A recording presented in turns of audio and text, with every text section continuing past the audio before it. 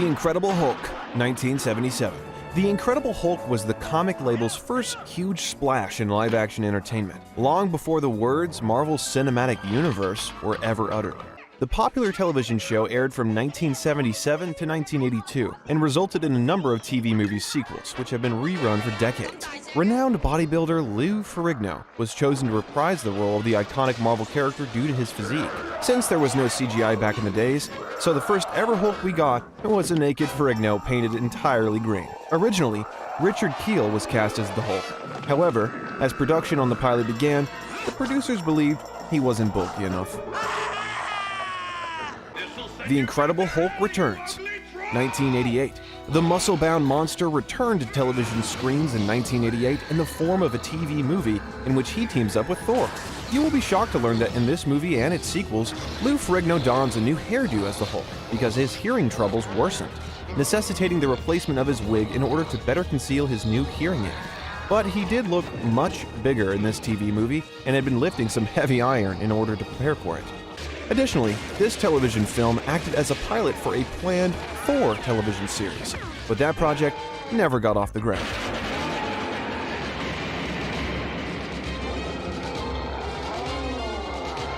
Who the hell are you?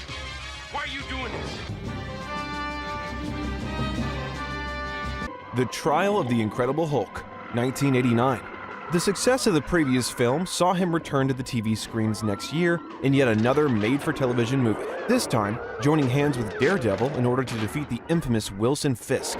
This movie was the first instance of Stan Lee, the father of Marvel Comics, making a cameo in the movie. He then went on to do 36 more cameos in future Marvel projects.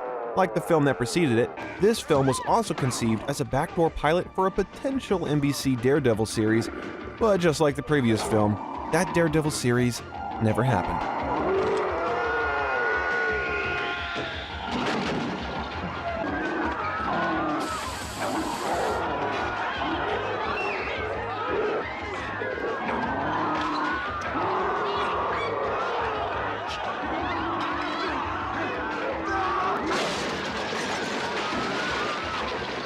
The Death of the Incredible Hulk, 1990.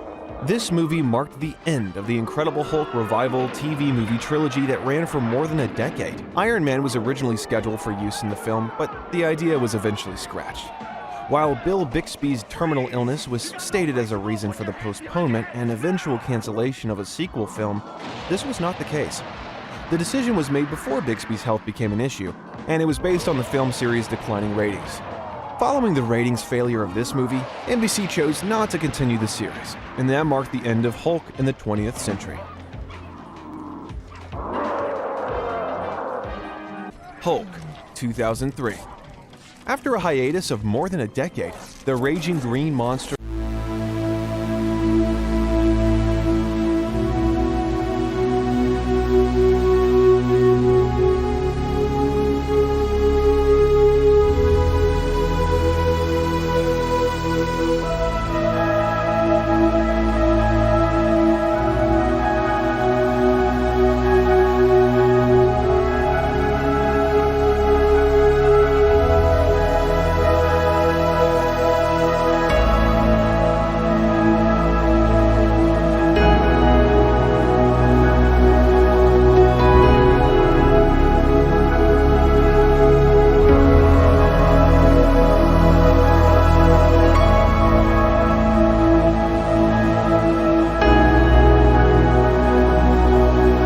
The Incredible Hulk, 2008.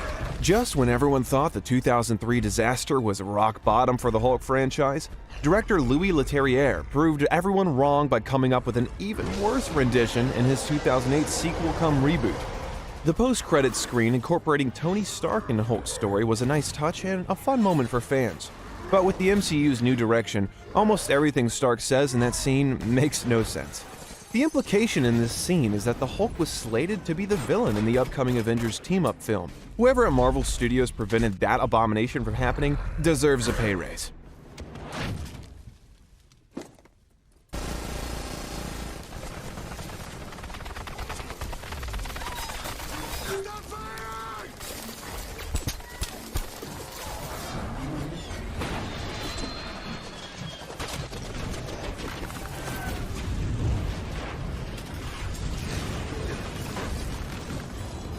The Avengers, 2012. 2012 saw the Marvel Cinematic Universe finally getting it right when they assembled all their superheroes into a single movie, The Avengers. This was also when we got to see Mark Ruffalo's amazing performance as the Hulk that we now know and love, giving us iconic scenes like the one where Loki got a beating from him. The movie was a resounding success and at the time became the highest-grossing film of all time not directed by James Cameron. Originally, Edward Norton was intended to reprise his role as Hulk in The Incredible Hulk 2008, but talks between him and Marvel Studios fell through, and Ruffalo was cast instead.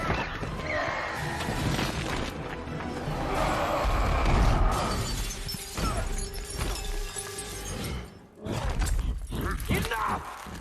You are all of you beneath me. I am a god, you dull creature, and I will not be bullied by that.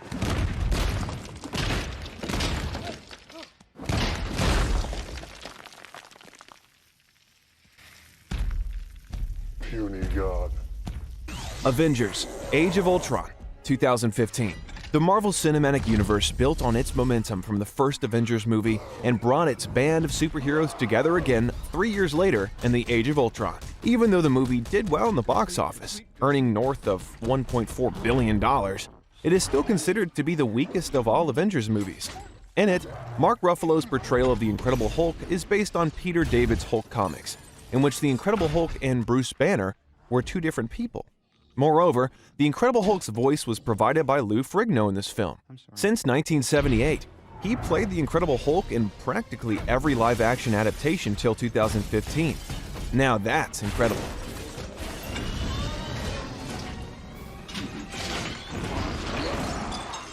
Thor Ragnarok, 2017. Almost 30 years after the first ever Hulk movie introduced Hulk and Thor working together, we finally got to see the iconic pair return to fight off evil, albeit in a completely different era, played by completely different actors. In Taika Waititi's wildly entertaining ride, Mark Ruffalo replaced Lou Ferrigno to voice the Incredible Hulk for the first time in the Marvel Cinematic Universe.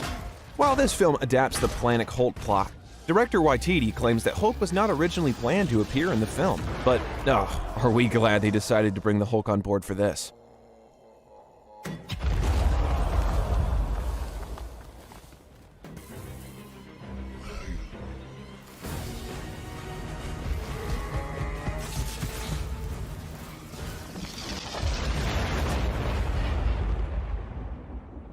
Avengers: Infinity War, 2018. The Incredible Hulk's third appearance as an Avenger came in Infinity War, which was set to bring Marvel's fourth phase to a conclusion in 2 parts. The movie was a commercial blockbuster, breaking every single box office record that came its way. And part of that was the amazing performance of Mark Ruffalo as the Hulk and Dr. Bruce Banner, who had a combined screen time of over 8.5 minutes in the movie. Funnily enough, due to his history of accidentally spoiling previous Marvel films, Mark Ruffalo was handed a false script. In an interview, he joked that the false script was better than the actual one. Avengers: Endgame, 2019. We saw the last of the Incredible Hulk in the Marvel Cinematic Universe in the final and biggest movie in franchise history, Endgame. For the first time ever, the movie saw the introduction of Smart Hulk, which finally saw a compromise between Dr. Banner and his alter ego, the Hulk, as they lived harmoniously in a single physical form. During his interview, Mark Ruffalo said that the merging of Bruce Banner and Hulk, whom he plays in the film, was something that had been in the works for a long time before it happened in Endgame.